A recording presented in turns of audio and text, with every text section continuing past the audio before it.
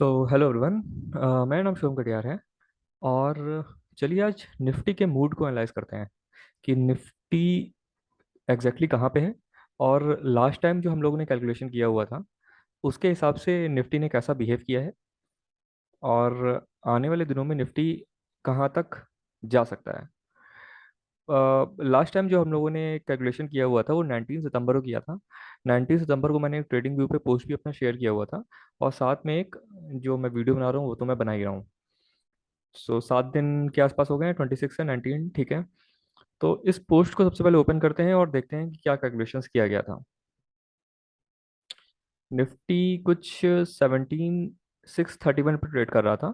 एक down trend आया था, और ये एज्यूम किया जा रहा था, ऐसा हम लोग कैलकुलेट कर रहे थे कि निफ्टी 38 से 61% के बीच से कहीं रिवर्सल आना चाहिए। और यहाँ पे हम लोग ने नंबरिंग जो कैलकुलेट की थी वो ऐसा कुछ कैलकुलेट किया था कि हमें ऐसा लग रहा था कि हम प्रेजेंट कंडीशन में वेव 3 पे हैं, तो हम ये कैलकुलेट कर रहे थे कि हम वेव 4 पे जाएंगे और वेव 5 पे नीचे की तरफ आएंगे। तो चलिए नीचे देखते हैं क्या है। मतलब यहाँ पे वेव 1 कंप्लीट हो गया, यहाँ पे वेव 2 कंप्लीट हो गया, ये वेव 1 है, ये वेव 2 है। ये एक डिटेल मैंने पोस्ट शेयर किया हुआ था, आप ट्रेडिंग के चैनल पे जा करके इस पोस्ट को बहुत डिटेल में देख सकते हैं। तो कैलकुलेशन क्या था, मतलब एनालिसिस, मोड ऑफ एनालिसिस क्या था। मोड ऑफ एनालिसिस ये था कि यहाँ से पहले लेते हैं। यहाँ पर वेव 3 हमारी कंप्लीट हो गई है। हमने ये कैलकुलेट किया था कि भाई हम ABC फ्लैट, मतलब 3 वेव्स हैं जिगजैग के, और जिगजैग के 3 वेव्स, मतलब हमारा जो पैटर्न करेक्शन थे हम पैटर्न में है। और करेक्शन 2 टाइप्स के होते हैं, इवन 3 टाइप्स के होते हैं। फ्लैट्स होता है, जिगजैग्स होता है, और ट्रायंगल होता है जो मेजर करेक्शंस होते हैं। और फर्दर जितने भी करेक्शंस होते हैं ये इनके ही कॉम्प्लेक्स फॉर्म्स होते हैं। तो पॉसिबिलिटी थी कि यहाँ पर वेव 4 कंप्लीट हो सकता था, और अगर यहाँ पर वेव 4 कंप्लीट होता तो एक हमें 5 वेव्स देखने को मिलती। लेकिन जब हमने 5 वेव्स काउंट करने की कोशिश की तो हम 5 वेव्स काउंट नहीं कर पाए। काउंटिंग कितने वेव्स की आई? काउंटिंग आई 3 वेव्स की। ये ए हो गया, ये बी हो गया, तो हमने एज्यूम किया कि हम ए बी सी मतलब हमारे फ्लैट के 2 वेव्स पूरे हो गए हैं, वेव ए और वेव बी कंप्लीट हो गया है। और पॉसिबिलिटी ये थी, सिनेरियो था, ये था कि हम वेव C में थे। तो यहाँ पर क्या सिनेरियो बन रहा था कि हम ये एज्यूम कर रहे थे कि हमारा वेव 1 बनेगा, फिर वेव 2 बनेगा, फिर वेव 3 बनेगा, फिर वेव 4 बनेगा, और फिर वेव 5 बनेगा, मतलब ऐसा कुछ हम एज्यूम कर रहे थे। और ये जो मैंने चैनल्स ड्रॉ किए थे, हम ये भी एज्यूम कर रहे थे हो सकता था हमारी एंडिंग जो होती है वो इस चैनल पे हो जाती है। अब एग्जैक्टली क्या हुआ वो देख लेते हैं। इसको हम डिलीट कर देते हैं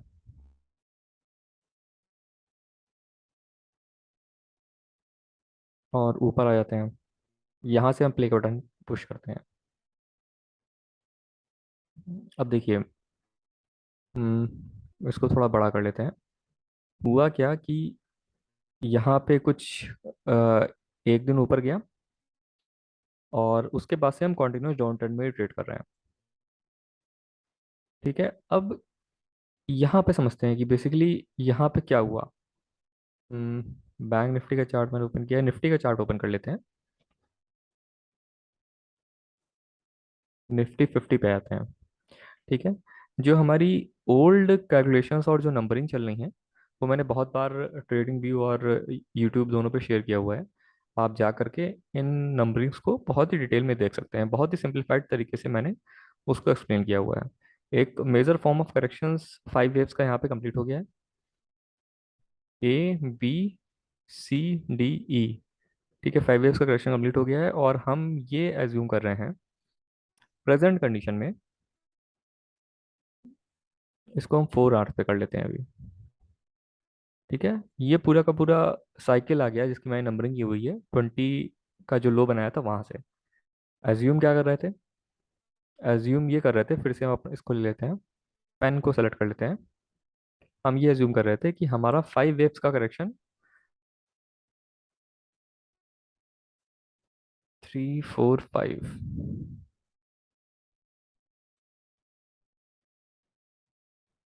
ये देख रहे हैं, ये वाली नंबरिंग देख रहे हैं।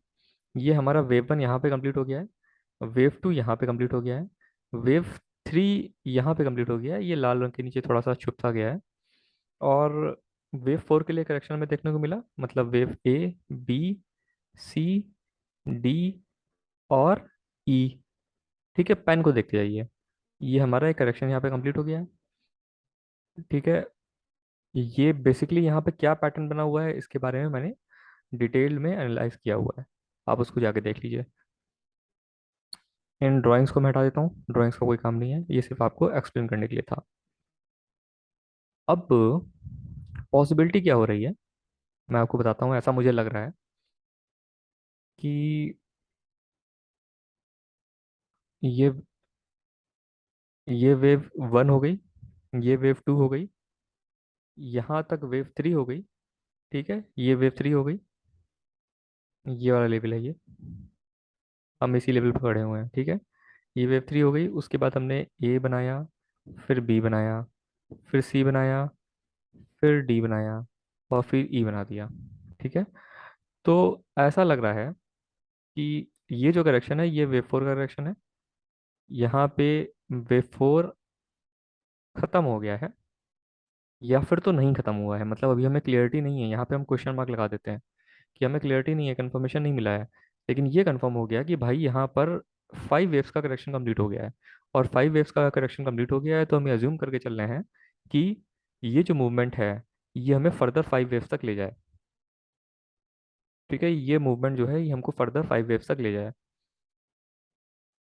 ये जरूरी नहीं है, हो सकता है कि ये जो करेक्शन है ये ए बी सी डी ई, ये यहाँ से लेकर के यहाँ तक का जो करेक्शन हुआ है ये वेव ए हो जाए।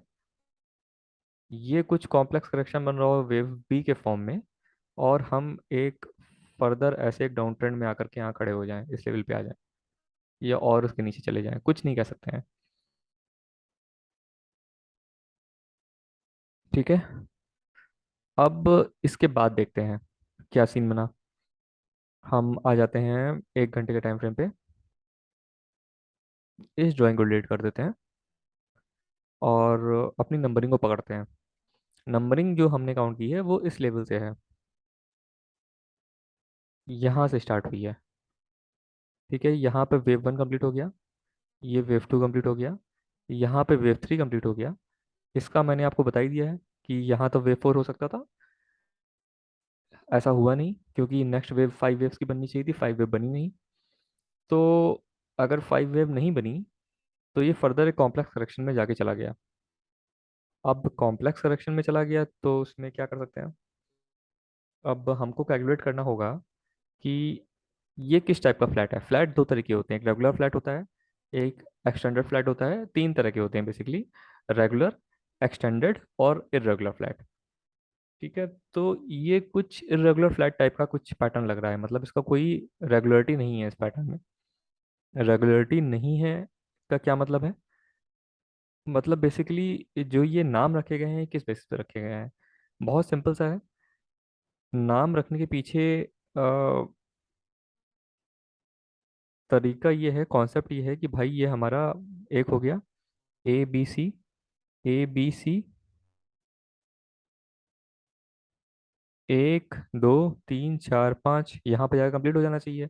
इन केस अगर ये यहाँ पे कंप्लीट नहीं होता है, मतलब ये जो टॉप होता है यहाँ से फ्लैट स्टार्ट होता है, ये वेव ज़ीरो हो गया, ये ए हो गया, और ये बी हो गया। तो यहाँ पे इस हॉरिजॉन्टल लाइन पे ही वेव वेव बी की क्लोजिंग हो जानी चाहिए। ठीक है, तो ऐसा इस कंडीशन में नहीं हुआ, मतलब हमारा एक लेग तो यहाँ कंप्लीट हो गया है, दूसरा लेग ये कंप्लीट हुआ है, तो ये थोड़ा सा इरेगुलर टाइप का पैटर्न बन गया है, ये ऐसे बन रहा है और ये कुछ ऐसे जाके बन रहा है। इसको हम एक्सपेंडिंग फ्लैट, अलग अलग तरीके से हम इसको बोल सकते हैं। तो अब देखना ये है कि यहाँ पे क्या पैटर्न बन रहा है। अब इस पैटर्न को समझने के लिए हमको 15 मिनट पे फिर से आना पड़ेगा। इसको हम थोड़ा सा ऐसे कर देते हैं, अब यहाँ की नंबरिंग को समझते हैं। फाइव वेव्स का टू ले लेते हैं। यहाँ पर क्या हुआ, वेव ए बना, वेव टू बना, वेव थ्री बना, वेव फोर बना, वेव फाइव बना, सॉरी वेव फाइव यहाँ पे बना। इसको बड़ा करिए, वेव फाइव जो बना यहाँ पे कंप्लीट हो गया। ठीक है, ये यहाँ पे थोड़ा सा कंफ्यूजन हो रहा होगा कि मैंने वेव 3 और वेव 4 क्यों किया है। इस कंफ्यूजन को क्लियर करेंगे जब हम बैंक निफ्टी के चार्ट को देखेंगे।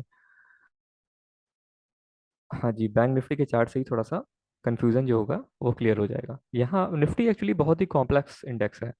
कोई भी पैटर्न्स आराम से नहीं बनते हैं, मतलब आप उनको ढूंढने के लिए आपको बहुत मेहनत करनी पड़ेगी हमेशा। तो यहाँ पे हमारा एक वेव 1 कंप्लीट हो गया है। एबीसी का क्या काम है, यहाँ से स्टार्ट हुआ, ये बना ए, ये बना बी, और ये हो गया सी। इसको क्या बोलेंगे, ये एक एक्सटेंडेड फ्लैट है। ए बी सी, सी देखिए जहाँ कहाँ पे जाके खत्म हुआ है। और अभी हम कहाँ पे चल रहे हैं, मतलब यहाँ पे एक बहुत बड़ा सा गैप हमें देखने को मिला, उसके बाद भी सी ऊपर की तरफ चलता चला गया। हमें यहाँ पे क्या देखने को मिला है, एक बहुत बड़ा सा गैप देखने को मिल रहा है। और अब हमें ये देखना होगा कि सी की क्लोजिंग कहाँ पे होती है। सॉरी, मतलब थ्री की क्लोजिंग कहाँ पे होती है, ये एक पैटर्न है। अब यहाँ पे नंबरिंग क्लियर हो गई। अब इसको फिर से हम जूम इन कर देते हैं। छोटा जो चार्ट होता है ना, जितना भी आप इसको कॉम्प्रेस करके कंप्रेस करके रखेंगे, उतना ही आपको चीज़ें क्लियर हो जाएंगी चार्ट के अंदर, इस स्क्रीन के अंदर, कि मूवमेंट कहाँ से हुआ है, हमें नंबरिंग कहाँ से करनी है। ठीक है, तो इस नंबरिंग का कोई मतलब नहीं, मतलब यहाँ पे वेव 1 कंप्लीट हो गया है। इस नंबरिंग को हमने जो मिनी नंबरिंग की हुई है इसको हटा देते हैं, इस करेक्शन को बिठा देते हैं। ठीक है, हम अब देखते हैं कि यहाँ पर क्या चल रहा है। सबसे पहले हम फिबोनाची को देखते हैं। जब हमें क्लियर हो जाता है कि ट्रेंड किस साइड जाना है, हमको क्लियर हो गया भाई ट्रेंड डाउनवर्ड है। ठीक है, तो हम क्या करेंगे, अपना फिबोनाची का एक्सटेंशन टूल लेंगे। जहाँ से वेव स्टार्ट हुई है, जहाँ से वेव 1 स्टार्ट हुई है, वहाँ पे अपना एक पॉइंटर जो है मार्क करेंगे। Wave starting of wave 1 to the end of wave 1, end of wave 1 पे गए। वेव 1 के बाद जो रिट्रेसमेंट आया वेव 2 के फॉर्म में, वो कहाँ पे कंप्लीट हो गया, यहाँ पे कंप्लीट हो गया। ठीक है, हम यहाँ पे चले गए। अब देखिए, इसको हटा देते हैं यहाँ से। अब देखिए, हम यहाँ पे आ गए। अब हम ले लेते हैं वेव 3 का प्रोजेक्शन। अच्छा, वेव 3 का प्रोजेक्शन चल रहा है। वेव 3 कहाँ तक जानी चाहिए। वेव 3 जो है, जब भी 100% क्रॉस हो जाता है ना, 100% इसका कहाँ पे आ रहा है, अभी हम देख लेते हैं। ये बन आ गया, ये हो गया 100%, मतलब ये जो लेवल है, इसके नीचे कहीं भी क्लोजिंग हो जाएगी। और जब आप काउंट करेंगे, आपको यहाँ पर क्लियर 5 वेव्स देखने को मिलनी चाहिए। अगर आपको ऐसा दिख रहा है तो वेव 3 कंप्लीट हो गई। अगर ऐसा नहीं दिख रहा है तो वेव 3 नहीं कंप्लीट हुई। बहुत ही सिंपल सा तरीका होता है। और वेव 3 की फर्दर करेक्टरिस्टिक्स होती हैं। वेव 3 में गैप होता है, जैसा कि आपको यहाँ पर देखने को मिल रहा है। बड़ा सा गैप होता है। जब गैप आता है, बड़ा सा वॉल्यूम होता है। यहाँ पर देखिए, एक बड़ा सा आपको वॉल्यूम देखने को मिला है और गैप मिला है। नंबरिंग जब कैलकुलेट करेंगे, तो अभी हम किस नंबरिंग पे चल रहे हैं ये मैं खुद ही कैलकुलेट नहीं कर पा रहा हूँ। वेव 3 जो है वो हमेशा ट्रेल करना चाहिए। अगर आप इस ट्रेड में हैं, तो जब तक आपका स्टॉप लॉस हिट नहीं हो जाए, तब तक आपको उस वेव के अंदर चुपचाप बैठे रहना चाहिए। ठीक है, ट्रेलिंग स्टॉप लॉस हिट ना हो जाए। स्टॉप लॉस तो इसमें काम नहीं करेगा, यहाँ पर ट्रेलिंग स्टॉप लॉस का आपको लेके चलना पड़ेगा कॉन्सेप्ट। स्टॉप लॉस और ट्रेलिंग स्टॉप लॉस क्या होता है, उसके लिए एक सेपरेट वीडियो कभी समय मिलेगा तो बनाएंगे। अभी आपको क्या देखना है, ये एक इंडेक्स है। यहाँ पर आप अगर बायर हैं, ऑप्शन बायर हैं, तो बहुत ही कम चांसेस हैं कि आप बढ़िया पैसा कमा पाएं। अगर आप ऑप्शन सेलर हैं, तो बहुत ही अच्छे चांसेस होते हैं कि आप बहुत ही बढ़िया आप पैसा बना सकते हैं, अगर आपने ट्रेंड बहुत ही अच्छे से अगर आइडेंटिफाई किया हुआ है। अब हम हमको कॉन्सेप्ट समझ में आ गया कि भाई हम वेव 3 के अंदर हैं। वेव 3 कहाँ तक जा सकता है, कोई लिमिटेशन नहीं है। कोई भी लिमिटेशन नहीं है। वेव 3 मतलब ये वेव सी के अंदर की बात कर रहे हैं। वेव 1, वेव 2, वेव 3, जहाँ भी वेव 3 कंप्लीट हो जाएगा, जो भी हमको जोन मिलेगा, वहां से रिट्रेसमेंट आएगा वेव 4 के लिए। और हमको एक फिर से एक 5 के लिए एक वेव नीचे को देखने को मिलेगी। तो अब इसको भी डिलीट कर देते हैं और छोटे टाइम फ्रेम पे आते हैं, 3 मिनट पे आते हैं। ठीक है, यहाँ तक का पैटर्न क्लियर हो गया था। अब यहाँ से देखते हैं क्या स्थिति चल रही है।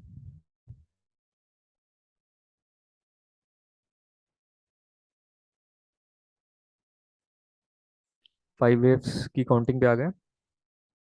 ठीक है, ये देखिए, wave 1, wave 2, wave 2, wave 2, wave 3, wave 4, wave 5। इसको हम सब माइक्रो में कर लेते हैं। ठीक है, ये हो गया, यहाँ पे ये हो गया, ये एक्सटेंडेड फ्लैट है। मतलब ये वेव थ्री कंप्लीट हुई, फिर A B C, irregular flat है सॉरी, ए बी सी। ठीक है, वेव फाइव, यहाँ पे वेव फाइव कंप्लीट हो गया। अब हम क्या करेंगे, अब हम फिर से अपना ये लेंगे कर्सर,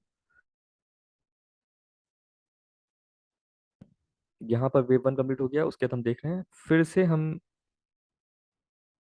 यहाँ से लेकर के यहाँ पे हमारा वेव वन कंप्लीट हुआ है, नंबरिंग करेंगे तो आपको क्लियर हो जाएगा। यहाँ पर वेव वन कंप्लीट हुआ है, यहाँ पे वेव टू कंप्लीट हो गया है, और अभी हम कहीं वेव थ्री के अंदर चल रहे हैं। ठीक है, अब कहीं वेव फोर आएगा, कहीं पे जाके वेव फोर आएगा, और कहीं पे जाके वेव फाइव आएगा। कंफर्मेशन क्यों नहीं है कि वेव थ्री कंप्लीट हो गया है कि नहीं, क्या पता आपको इसी वेव्स के अंदर वेव थ्री कंप्लीट हो गया हो, ये आप कैलकुलेट नहीं कर पाएंगे क्योंकि वेव थोड़ा सा कॉम्प्लेक्स होता है इसको कैलकुलेट करना। हम ये मान के चल रहे हैं कि हमने अगर वेव थ्री कंप्लीट कर दिया है या यहाँ पे कंप्लीट कर दिया है, तो हो सकता है कि ये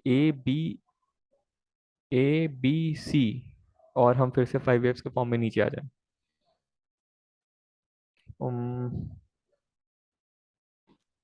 अभी प्रेजेंट कंडीशन में क्या करना है, प्रेजेंट कंडीशन में एक हम सपोर्ट रेजिस्टेंस की लाइन ड्रॉ करेंगे।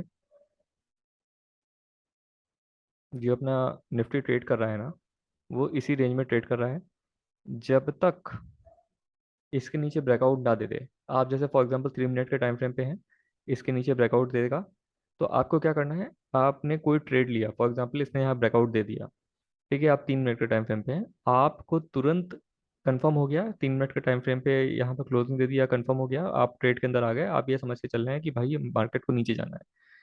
अब आपको तुरंत 3 टाइम्स के टाइम फ्रेम पे आना है, मतलब आप 3 मिनट पे हैं, 3 मिनट के बाद 5 मिनट आता है, 5 मिनट के बाद 15 मिनट आता है, आप सिर्फ चुपचाप 15 मिनट पे आ जाइए, और 15 मिनट में कैंडल को क्लोज करने का वेट करिए। अगर इसके नीचे कंफर्म क्लोजिंग हो जाती है 15 मिनट के कैंडल की, तो आप अपने ट्रेड को कंटिन्यू करिए। इन केस अगर इसके नीचे 15 मिनट क्लोज नहीं हो पाता है और यहाँ पे एक विक आती है और मार्केट जो है वापस क्लोज हो जाता है, तो आप तुरंत ट्रेड से आप एग्जिट कर जाइए। कंफर्मेशन तभी मिलेगा जब आप हाइयर टाइम फ्रेम पे इसके नीचे क्लियर क्लोजिंग आ जाएगी हमारी, जब तक क्लियर क्लोजिंग नहीं आएगी तब तक कंफर्मेशन को नहीं मिलेगा। ठीक है, तो यहाँ पे आपको नंबरिंग समझ में आ गई होगी। हम वेब थ्री के अंदर हैं, अगर हम सेलर हैं तो चुपचाप हम इसको ट्रेल करते रहेंगे, अगर हम सेलर नहीं हैं तो हम कोई रिस्क नहीं लेंगे। ठीक है, हम एकदम क्लियर, अगर हम बायर हैं तो हम एकदम क्लियर अपॉर्चुनिटी का वेट करेंगे, जहाँ पे हमको एकदम क्लियर पता चलेगा कि भाई ट्रेंड जो है वो थोड़ा सा बुलिश है, हम एंटर कर सकते हैं, वरना फिर हम ओवरनाइट ट्रेड्स नहीं करेंगे। तो अभी सपोर्ट एंड रेजिस्टेंस की बात करें अगर, तो हम 1 घंटे का चार्ट खोल लेते हैं, ऑटो पे आते हैं, ये ड्राइंग को डिलीट कर देते हैं। ठीक है, ये तो हमारा चल ही रहा है, मतलब फोर आके यहाँ के कंप्लीट हो गए।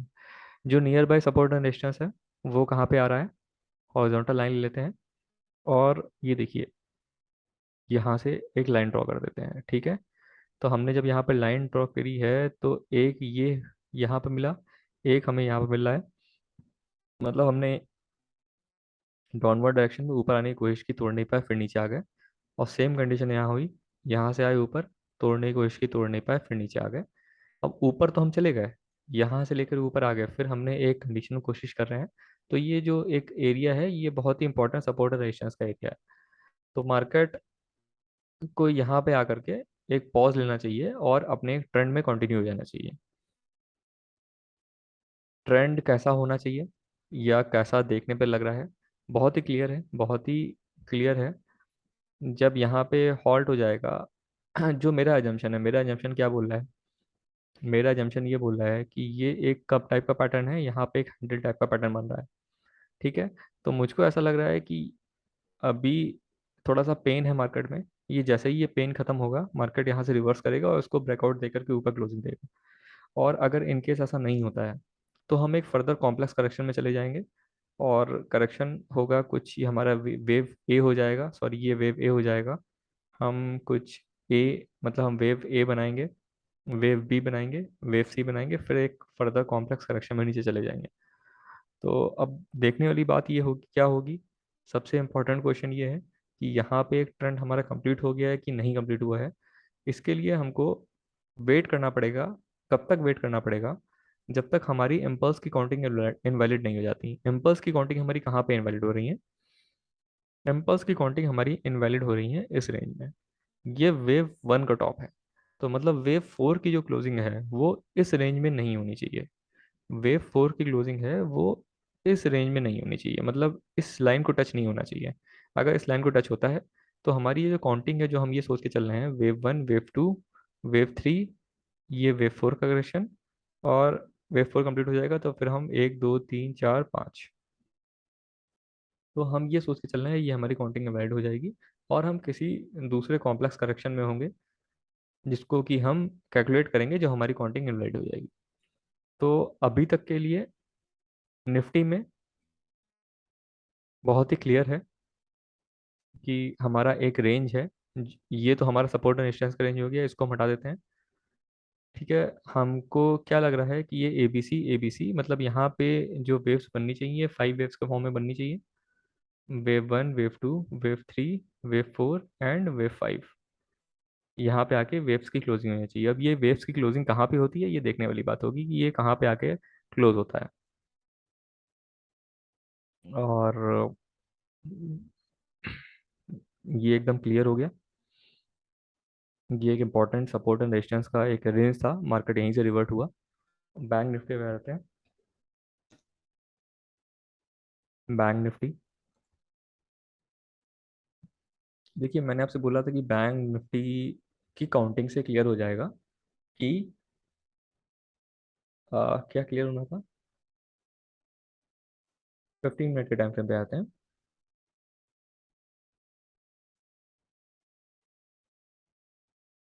हाँ, ये क्लियर होना था कि यहाँ पे जो वेव वन बना था या वेव ए जो बना था, ये 5 वेव्स का है कि नहीं है। तो देखिए ये एग्जैक्टली लेवल है। यहाँ पर क्या एकदम क्लियर आपको देखने को मिल रहा है, ये आपको एकदम क्लियर देखने को मिल रहा है, wave one, wave two, wave three, wave four and wave five. ठीक है। तो हम ये निफ्टी में क्या सोच रहे थे ना, हम ये सोच रहे थे कि भाई यहाँ पर बैंक निफ्टी में क्लियर हो गया। हम निफ्टी में क्या सोच के चल रहे थे, हम निफ्टी में सोच के चल रहे थे ये वेव वन है, ये वेव टू है, यहाँ पे जाके वेव थ्री कंप्लीट हुआ है, यहाँ पर वेव फोर बनेगा, फिर हम नीचे जाएंगे वेव फाइव के लिए, उसके बाद हम 3 वेव्स बनाएंगे, यहाँ पे क्लोजिंग देंगे, उसके बाद हम फिर से डाउन ट्रेंड में ये चलते चले जाएंगे। लेकिन हमारा ये पैटर्न जो होगा, ये पैटर्न जो था हमारा जंक्शन, मतलब ये वेव थ्री वाला, यहाँ पे आके क्लियर हो गया कि यहाँ पे एग्जैक्टली हमें 5 वेव्स देखने को मिल रही हैं। और बैंक निफ्टी में भी सेम सिनेरियो है। बैंक निफ्टी में भी एकदम क्लियर और सेम सिनेरियो है। और अभी हमें वेट करना होगा, हमें ट्रेल करना होगा और वेट करना होगा। वॉल्यूम्स बहुत ही ज़्यादा है सेल साइड के लिए। तो कल भी मार्केट बेयरिश रहने वाला है। और मार्केट एक रेंज बाउंड है अभी फिलहाल। बैंक निफ्टी देखिए रेंज बाउंड है। आपने एक जो उसने एक 15 मिनट पे जो एक लो बनाया था उसको तोड़ा नहीं है। जब तक इस लो को ब्रेक नहीं करेगा और नीचे क्लोजिंग नहीं देगा, जिस भी टाइम फ्रेम पे आप मॉनिटर कर रहे हैं इंट्राडे के लिए, फॉर एग्जांपल 3 मिनट के टाइम फ्रेम मॉनिटर कर रहे हैं, तो आपको 15 मिनट के टाइम फ्रेम पे चुपचाप चले आना है और उसकी क्लोजिंग का वेट करना है। अगर कैंडल सपोर्ट या रेजिस्टेंस के नीचे या ऊपर क्लोज नहीं करती है तो आपको वहां से तुरंत एग्जिट कर देना है। ये एक बहुत ही इंपॉर्टेंट रूल है सपोर्ट और रेजिस्टेंस को प्ले करने के लिए। मैक्सिमम लोग क्या करते हैं कि सपोर्ट और रेजिस्टेंस को प्ले करते हैं, 3 मिनट के टाइम फ्रेम में बैठे रहे बैठे रहे बैठे रहे, क्लोजिंग का वेट किया, क्लोजिंग दिया और तुरंत मार्केट ऊपर रिवर्स कर जाता है। तो उस चीज को पकड़ने के लिए आपको हायर टाइम फ्रेम पे उसको मॉनिटर करना पड़ेगा। तो आपकी ये जो दुविधा है जहाँ पे स्टॉप लॉस सेटिंग होती है उससे आप बच जाएंगे। और निफ्टी हो गया, बैंक निफ्टी हो गया। और हम S&P भी देख लेते हैं। ये एक इंडेक्स है, इस पे क्या हिसाब किताब चल रहा है।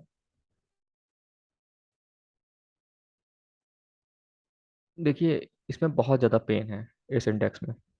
बहुत ज़्यादा पेन है, मतलब बहुत ज़्यादा गिरावट है, लालिमा छाई हुई है। और ये लालिमा जो है वो रहने वाली है, वो इतनी आसानी से नहीं आने वाली।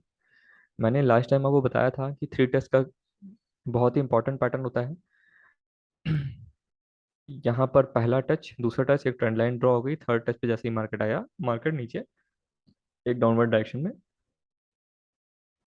कंटिन्यू कर रहा है। और ये भी रुकने वाला नहीं है। ये रुकेगा कहाँ पे? ये रुकेगा कहाँ पे, बहुत इंपॉर्टेंट क्वेश्चन है। और हम 200 डेज का मूविंग एवरेज अपना ओपन कर लेते हैं। देखिए, कॉन्फ्लुएंस हो गया, कॉन्फ्लुएंस जो जोन्स होते हैं वही बहुत इंपॉर्टेंट होते हैं। चलिए, एक पैटर्न अभी 200 डेज का मूविंग एवरेज आया है, बहुत ही क्लियर पैटर्न होता है। कोई भी ट्रेंड लाइन है और कोई भी मूविंग एवरेज एक लौते पॉइंट पे देखिए कॉन्फ्लुएंस कर रहे हैं, और वहीं से बहुत ही तगड़ा एक इम्पैक्ट आया है नीचे डाउनवर्ड डायरेक्शन में जाने के लिए। अगर आप यही चीज मॉनिटर कर रहे होते और यहाँ पर ट्रेंड लाइन ड्रॉ हो रही है, यहीं पे मूविंग एवरेज आ रहा है, तो बहुत ही बढ़िया अपॉर्चुनिटी थी पैसे कमाने की। ठीक है, अभी डेली टाइम फ्रेम पे मूविंग एवरेज कहाँ है? यहाँ पे हम वीकली टाइम फ्रेम पे आते हैं। हम्म, क्या हो गया भाई? नेट को, हाँ ये देखिए। अब बहुत इंपॉर्टेंट चीज़ है एस एन पी में, सबसे नोटिस करने वाली चीज़ ये है कि ये देखिए इसने अपने मूविंग एवरेज को कब तोड़ा था, 200 डेज के मूविंग एवरेज को कब तोड़ा था? मार्च 2009 में इसने ब्रेक किया था। और 2009 में ब्रेक किया, तो 2009 में क्यों ब्रेक किया था उसके पीछे बहुत वैलिड रीजन है, बहुत तगड़ा यहाँ पे सपोर्ट एंड रेजिस्टेंस था, मार्केट ऑलरेडी वीक थी, तो इसलिए नीचे आ गई।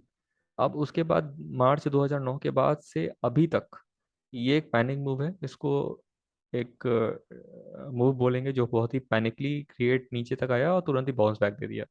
ठीक है, 2009 से हम आ गए हैं 2022 में आ गए हैं, और अभी तक ये मूविंग एवरेज जो है ये बहुत ही अच्छी हमारी आरसीसी के वॉल के रूप में वर्क प्ले करने वाला है। और मुझे 100% उम्मीद है कि जो S&P 500 इंडेक्स है इसी मूविंग एवरेज पे आके सपोर्ट लेगा, और यहीं से एक अप ट्रेंड की शुरुआत होगी। ये अप ट्रेंड की शुरुआत जो मैं बोल रहा हूँ, ये अप ट्रेंड ऐसा मत समझिए करेक्शन यहाँ पे ओवर हो गया है और हम फिर से एक अप ट्रेंड में आ गए हैं, ऐसा मेरे हिसाब से नहीं होना चाहिए। यहाँ पे फर्दर आप देख रहे हैं, मैं आपको दिखाता हूँ। पहला रेजिस्टेंस, दूसरा रेजिस्टेंस, तीसरा रेजिस्टेंस। ठीक है, ये जो रेजिस्टेंस हैं ये एक फर्दर खतरनाक तरीके से मार्केट जब भी ऊपर जाएगा तो इसको फेस करना होगा, इसको तोड़ना पड़ेगा, फिर इसको तोड़ना पड़ेगा, फिर इसको तोड़ना पड़ेगा। जब ये हर्डल क्रॉस हो जाएगी और उसके बाद हमको देखना पड़ेगा, जैसे ही मार्केट ऊपर की तरफ क्लोज देगा तो हमको आरएसआई भी चेक करना पड़ेगा, क्या आरएसआई में बुलिशनेस है। अगर नहीं होगी तो क्या होगा? तो भैया बहुत ही खतरे की घंटी जो है वो दिख रही है, और वो फेज आएगा करेक्शन का कि इस 2020 से भी खतरनाक होगा। आप ये मान के चलिए 2020 के करेक्शन से भी एक खतरनाक फेज आएगा। तो ऐसा लग रहा है फिलहाल मैंने आपको पूरी कोशिश की S&P, निफ्टी और बैंक निफ्टी एक्सप्लेन करने के लिए। एक लास्ट वीडियो में मैंने यूपीएल का भी एग्जांपल दिया था कि जब थ्री टच होते हैं तो थ्री टच का क्या इम्पैक्ट होता है ट्रेंड लाइन पे। ट्रेंड लाइन पे जब थ्री टच होते हैं तो उसके जो अंडरलाइन इंडेक्स होता है या फिर तो जो स्टॉक होता है वो कैसा बिहेव करता है।